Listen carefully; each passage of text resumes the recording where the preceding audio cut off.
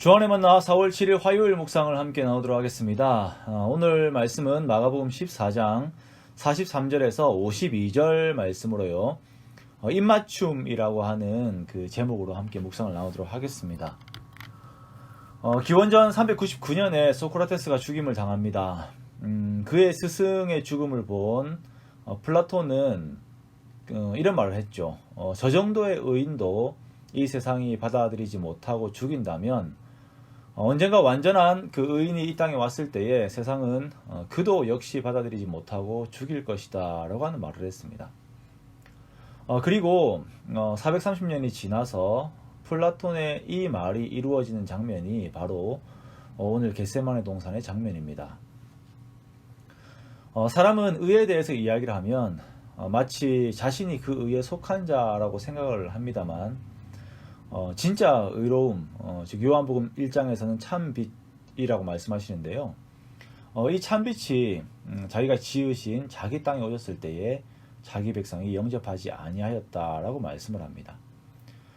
요한복음 1장 5절에 보면은 빛이 어둠에 비치되 어둠이 깨닫지 못하더라라고 말씀하시면서 이 땅의 상태, 그 속성을 어두움이다라고 이렇게 말씀을 하고 계세요. 사단의 속성들, 즉 어둠의 속성들이라고 할 수 있죠. 이것은 마태복음 15장 19절에서 예수님께서 말씀하시기를 악한 생각, 살인, 간음, 음란, 도둑질, 비방 같은 것이다 라고 이렇게 열거하시면서 말씀하십니다. 이런 것들이 사람의 마음에서 나온 것들인데, 즉 이것들이 어둠에 속한 것들입니다. 자, 이 어둠의 방법들은 예수님을 죽이려는 음모에서도 그 성격이 그대로 드러납니다. 예수님을 죽이려는 자들, 대제사장들과 서기관들과 장로들에게서 파송된 자들이 가룟 유다와 군호를 짭니다. 군호라고 하는 것은 암호와 같은 사인이죠. 이 사인을 기점으로 공격을 하겠다라는 것인데요. 그 군호가 입맞춤이에요. 입맞춤이라고 하는 것은 우정과 친함, 평안에 대한 인사입니다. 그런데 이것을 예수님을 죽이는 신호로 삼은 것이에요. 빛으로 이 땅에 오신 예수님에게 어두움은 끝까지 그 어두움의 속성대로 일을 진행합니다. 우리가 보았던 시편 41편에 내 떡을 나누어 먹던 내 가까운 친구도 나를 배반하였다 라고 말씀하셨는데요. 그러면서 가룟 유다에게 그 일들이, 그 예언이 이루어졌다라고 함께 말씀을 나누었었는데요.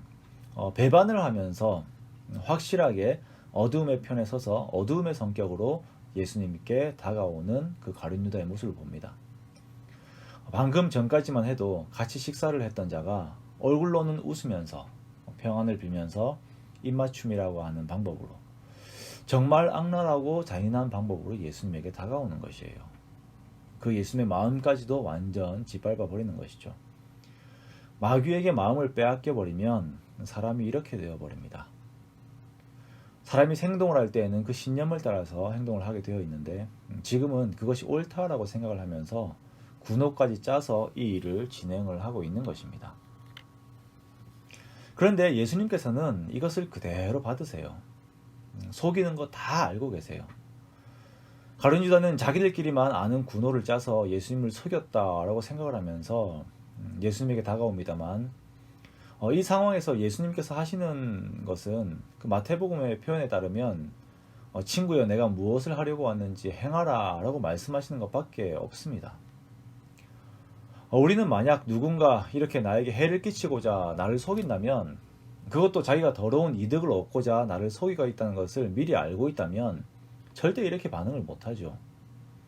입맞춤은커녕 먼저 공격을 할 겁니다. 제가 그런 상황이라면 아마 베드로의 칼을 내가 빼앗아 가지고 유다에게 막 먼저 휘두를 것 같아요. 그런데 예수님은 그대로 입맞춤을 받으신다니까요. 왜 그렇습니까? 그렇게 하셔야, 이렇게 배신을 당하셔야 사람들로부터 배신당한 우리들의 상처를 싸매어 주실 수 있으신 것입니다. 칼을 휘둘러 유다를 죽이는 것뿐만 아니라 12군단 더 되는 천사들을 보내어서 모든 상황들을 정리하실 수 있는 예수님이시지만, 성경이 이루어지게 하시기 위하여서, 우리를 구원하시겠다는 하나님의 약속이 이루어지게 하시기 위하여서 그 모욕과 가슴 아픔, 그 거짓과 배신의 입맞춤을 허용하시는 것이에요. 우리가 살다 보면 참 억울할 때가 있죠. 사람에게 뒤통수 맞고 배신당하는 적 많아요. 보통 우리는 이러한 내용을 막 사람들에게 막 이야기를 해가지고 막 우리의 화풀이를 합니다만, 근데 이제는 우리가 예수님을 함께 생각하기 원합니다. 나를 위하여 배신당하시고 나를 위해 거짓의 입맞춤도 그대로 받으신 예수님을 생각하고 주님 안에서 이 모든 상황들에 대한 위로를 얻으시기 바랍니다. 더 이상 그 과거의 상황에 매여 있지 말고 주님 안에서 그 기억들을 그냥 녹여버리세요. 그리고 앞으로 주님께서 행하실 일들만 함께 바라보기 원합니다. 또한 오늘 본문에 보면 등장하는 사람들의 이름이 별로 없어요. 43절에 유다라고 명시되었다가 44절에 예수를 파는 자가 그의 호칭이 되었습니다. 47절에 보면 곁에 서 있는 자 중에 한 사람이 칼을 빼어 대제사장의 종의 귀를 칩니다.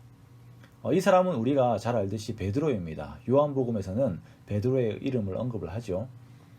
그리고 52절에서는 호디브를 버리고 벌거벗은 채 도망가는 한 청년이 나옵니다. 전통적인 견해에서는 이 청년이 오늘 본문을 쓴 마가라고 해석을 합니다. 잠을 자다가 예수님을 체포한다는 분위기를 보고는 호디브를 입은 채 급하게 그것을 알리러 왔다가 벌거벗은 채 도망을 간 것이죠. 그렇게 해석을 우리가 합니다. 성경에 보면 이름들이 불리워지지 않는 경우들이 있어요. 가령 골리앗을 가리켜서 블레셋 사람이라고 하고, 또는 제사장적인 관점으로 쓰여진 역대기에서는 아합을 가리켜서 이스라엘 왕이라고만 표현을 합니다. 어찌 보면 비하하는 거죠. 이것이 하나님 앞에서 떳떳하지 못한 자들에게 쓰는 표현법입니다. 이름을 밝히지 않는 거예요. 물론 이제 요한복음에서의 주님의 사랑받는 자의 경우는 다른 경우입니다. 그런데 오늘 보니까 예수를 파는 자, 곁에 있는 자 중에 한 사람, 그리고 한 청년, 다들 보니까 너무나도 부끄러운 모습들입니다. 한 사람은 스승을 팔고, 한 사람은 폭력에 똑같이 폭력으로 대하고, 한 사람은 벌거벗고 도망을 칩니다. 이뿐입니까? 예수님을 남겨두고 제자들이 다 도망을 가버렸어요. 목자만 남겨두고 양들이 뿔뿔이 도망가 버렸습니다. 오늘 사는 우리들의 모습들을 보면서 정말 우리들의 행위가 이름이 떳떳하게 드러나는 그러한 삶의 내용으로 가득 찼으면 좋겠다라고 하는 그런 마음이 막 들었습니다. 주님의 역사가 기록될 때에 숨기고 싶은 내 이름이 아닌 정말 드러내고 싶은 그러한 이름, 그런 우리들의 이름들이 되기 원합니다. 물론 영광은 주님께서 받으셔야죠. 그런데 우리 자신의 능력대로는 절대 이것이 되지 않습니다. 그럼 어떻게 합니까? 성령 충만해야 합니다. 초대교회 사도들이 그랬던 것처럼 성령 충만할 때 그때 우리는 우리 자신으로 주님의 영광을 드러낼 수 있는 것입니다.